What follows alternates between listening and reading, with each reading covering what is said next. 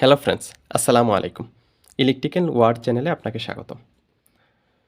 আপনাদের সাথে আছি আমি শাফায়েত মোহাম্মদ। তো আজকে আমাদের আলোচনার বিষয় হচ্ছে ব্যাটারি চার্জিং কারেন্ট নিয়ে। অর্থাৎ ব্যাটারি ব্যবসার সাথে যারা জড়িত তারা বিভিন্ন সময় বিভিন্ন চার্জারের মাধ্যমে ব্যাটারি চার্জ করে থাকেন। তো একটা ব্যাটারিকে চার্জ করতে গেলে আমাদেরকে কত এম্পিয়ারের মাধ্যমে চার্জ করা যায়, আজকে সেই বিষয় নিয়ে আমরা আলোচনা করব। তো শুরুতেই দেখে নেওয়া যাক ব্যাটারির কিছু বেসিক সম্পর্কে। আমি সর্বাত্মক চেষ্টা করি যে যাতে আমাদের নন টেকনিক্যাল পারসন যারা আছেন আ যাতে তাদের উপকার হয়, সহজে যাতে বুঝতে পারেন, সেজন্য আমি শুরুতেই কিছু বেসিক নিয়ে আলোচনা করতেছি।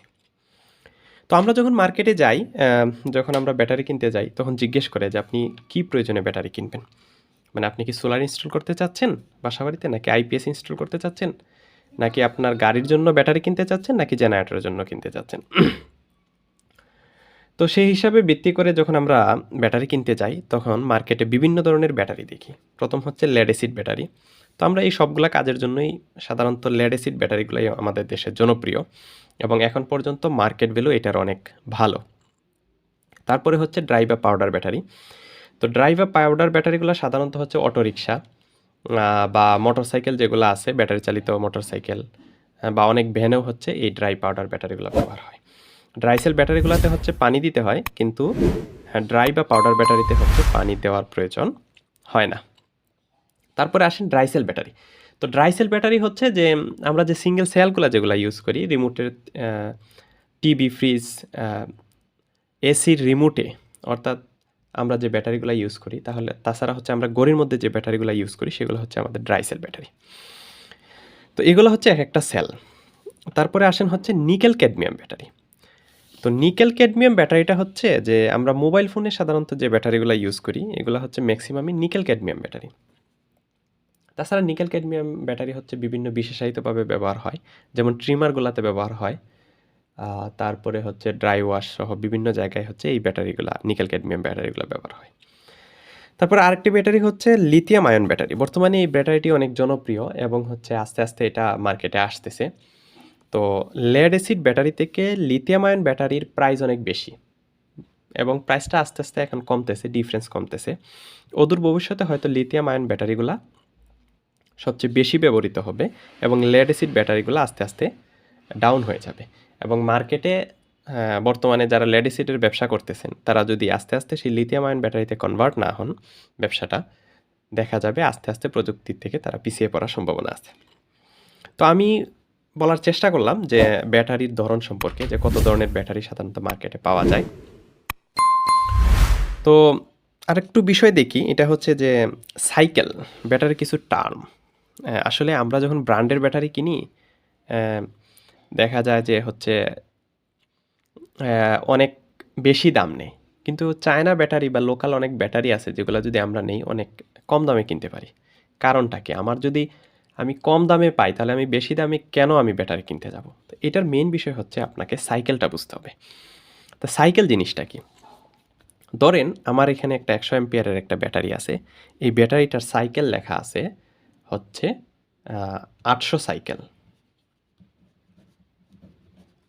এর মানে হচ্ছে ব্যাটারিটা আমি 800 বার চার্জিং এবং ডিসচার্জিং করতে পারবো।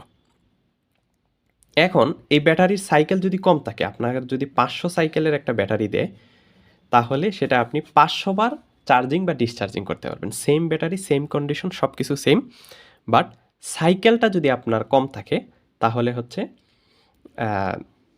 আপনাকে প্রাইস অনেক কমে যাবে, অনেকাংশে কমে যাবে। তো এখন মার্কেটে আসলে লেড অ্যাসিড ব্যাটারি থেকে এই লিথিয়াম আয়ন ব্যাটারিগুলো আস্তে আস্তে জনপ্রিয়তা হচ্ছে। এর কারণ হচ্ছে লেড অ্যাসিড ব্যাটারি থেকে লিথিয়াম আয়ন ব্যাটারির সাইকেল অনেক বেশি। সাধারণত হচ্ছে লেড অ্যাসিড ব্যাটারির সাইকেল থাকে হচ্ছে 800 থেকে 1000, 800 থেকে 1000। আর আমাদের এই লিথিয়াম আয়নের ব্যাটারির সাইকেল হচ্ছে 4000 সাইকেল। ধরেন আইপিএসের জন্য আপনি যদি একটা ব্যাটারি কিনেন, লেড অ্যাসিড ব্যাটারি কিনেন, তাহলে সেটা সাধারণত আপনি সর্বোচ্চ 4 থেকে 5 বছর ইউজ করতে পারবেন। 5 বছরের মতো ইউজ করতে পারবেন। কেন? এটার সাইকেলটা কম। ধরেন আপনার প্রতিনিয়ত তো আপনার ইউজ হয় না, ব্যবহার হয় না। 365 দিন আপনার প্রতিদিন যদি আপনি একবার করেও আপনি ইউজ করেন, মানে ব্যাটারিটা একবার চার্জিং হলো একবার ডিসচার্জিং হলো, তাও আপনার হচ্ছে বছরে 365 দিন,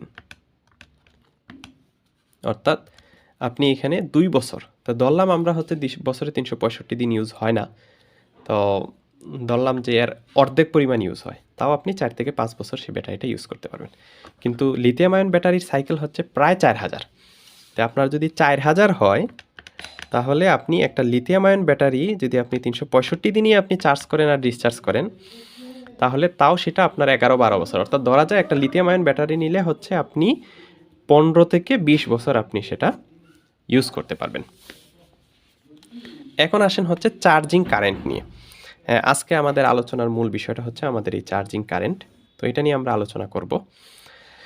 তো এর আগে আমরা একটু বোঝার চেষ্টা করি যে আমাদের ব্যাটারি গায়ে লেখা থাকে যে 100 এম্পিয়ার আওয়ার। তো এই 100 এম্পিয়ার আওয়ার বিষয়টা আসলে কি? তো 100 এম্পিয়ার আওয়ার মানে হচ্ছে যে আমি যদি এই ব্যাটারি থেকে 100 এম্পিয়ার লোড নিই, তাহলে সে আমাকে 1 ঘন্টা ব্যাকআপ দিবে। যদি আমি 50 এম্পিয়ার করে লোড নিই, তাহলে সে আমাকে 2 ঘন্টা ব্যাকআপ দিবে। যদি 25 এম্পিয়ার করে লোড নিই, তাহলে 4 ঘন্টা ব্যাকআপ দিবে। আর যদি 12.5 এম্পিয়ার করে আমি যদি লোড নেই, তাহলে আমাকে ব্যাকআপ দিবে হচ্ছে প্রায় 8 ঘন্টার মতো।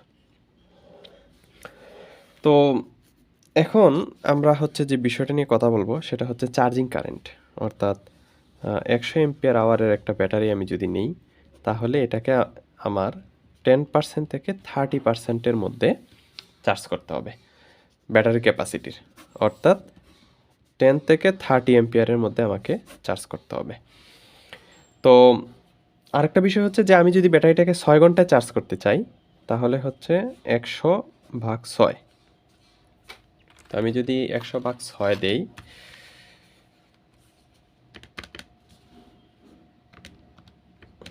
তাহলে আমার আসতেছে হচ্ছে 16, অর্থাৎ 16 এম্পিয়ার। অর্থাৎ আমি যদি একটা 100 এম্পিয়ার ব্যাটারিকে আমি চার্জ করি, তাহলে হচ্ছে আমাকে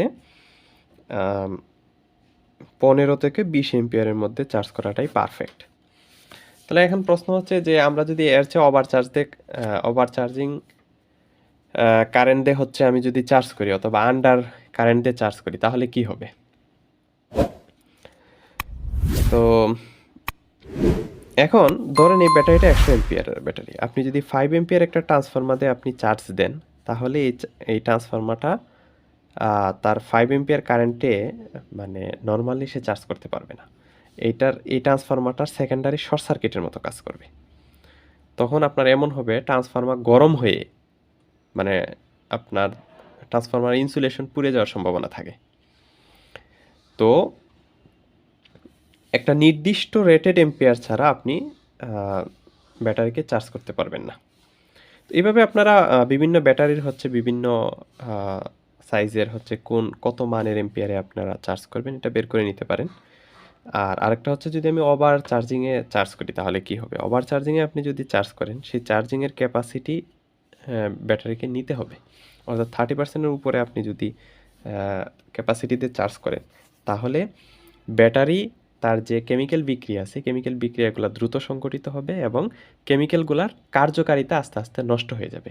দেখা যাবে যে ব্যাটারিটা আপনার 5 মাস যাওয়ার কথা বা 2 বছর যাওয়ার কথা, সেটা আপনার আয়ুকাল অনেক কমে যাবে। 1 বছর 6 মাসের মধ্যে ব্যাটারিটা তার চার্জিং এবং ডিসচার্জিং ক্যাপাসিটি নষ্ট হয়ে যাবে।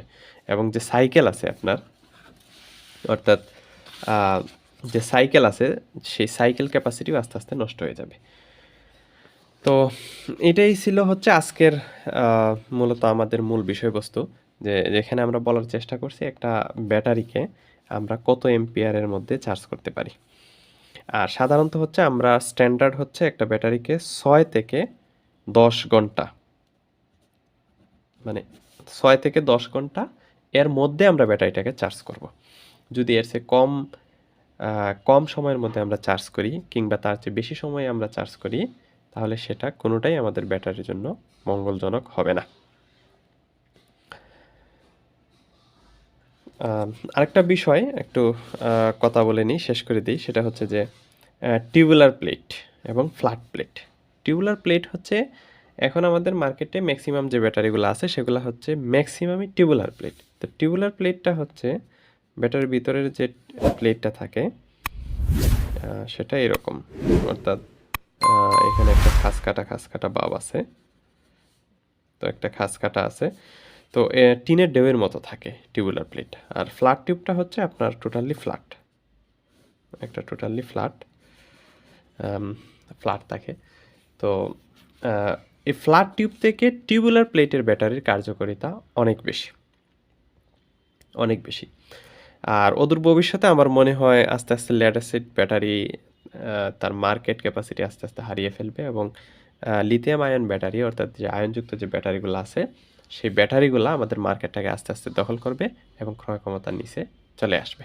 যেমন এখন আস্তে আস্তে সোলার যেমন আমাদের প্রজেক্টের মধ্যে একটা বিশাল একটা অবস্থান ধারণ করতেছে আস্তে আস্তে, তো সেইভাবে লিথিয়াম আয়ন ব্যাটারিও আস্তে আস্তে একটা ভালো মার্কেট ভ্যালুতে চলে আসবে। তো আমার ভিডিও দেখে যদি আপনারা একটু উপকৃত থাকেন, আপনাদের প্রতি অনুরোধ রইল যে ভিডিওটা শেয়ার করুন এবং সবাইকে ব্যাটারির বেসিক সম্পর্কে জানতে সহযোগিতা করুন।